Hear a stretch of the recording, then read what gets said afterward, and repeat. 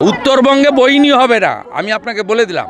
৫৪-র মধ্যে ৪৫-এর উপরে ভারতীয় জনতা পার্টি পাবে। আমার নাম করে লিখে রাখবেন, উত্তরবঙ্গে রাখবেন। তারপরেও ৫-৭টা যা পাবে ও অন্যরা পাবে। তৃণমূল ওখানে 0 পাবে। ৫৪-তে 0 হবে।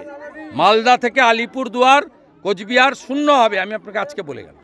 নির্বাচনের আগে পাহাড়ে ধস বিজেপি। কোনো ধস না, আপনাদের এই মিডিয়াতে ধস। কি ধস?